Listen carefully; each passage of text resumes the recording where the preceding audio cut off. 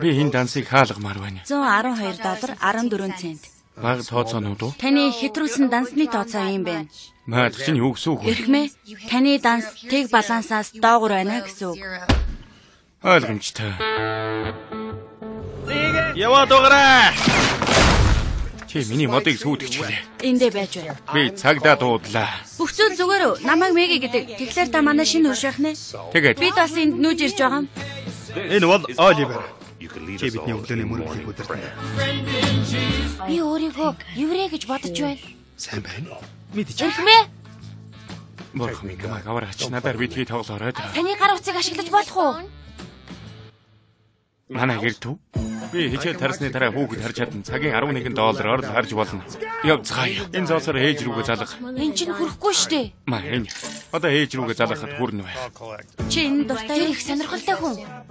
Надад сайн хүн шиг санагддаг юм. Хөөх, Оливер байна. Чи өөрийгөө хамгаалахгүй бол дээр л хүүлэн гэсэн үг. Эндээс харилцгаа.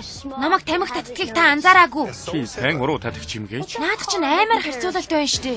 Уинсэн та хоёр яаж танилцсан? Би нэг клубт ажилладаг. Бас бүжгэлдэг. Шүнийн хамгийн халуун хүн юм гэдэг. Энэ ямар утгатай чи ойлгож байна уу? Тэр шүн ажилладаг. Уинсент ямар их хүн гэхлээрээ шүнийн цагаар хүүхдийг зингээний газар руу дагуулж явдаг байна. Дахиж ингэхгүй гэж найдаа. Чиний морин тэргийг хэн төрүүлсэн гэж. Бид мэдэж байх ёстой ямар нэгэн зүйл болоод байна. Таны цагийг хороож байгаагаа мэдэж байна. Бид цаг өвөрч байна.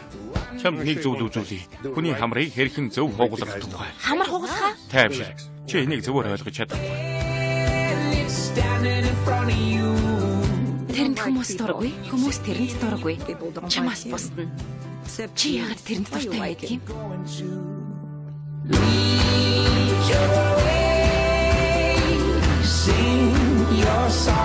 Дагаад хэлээрэй.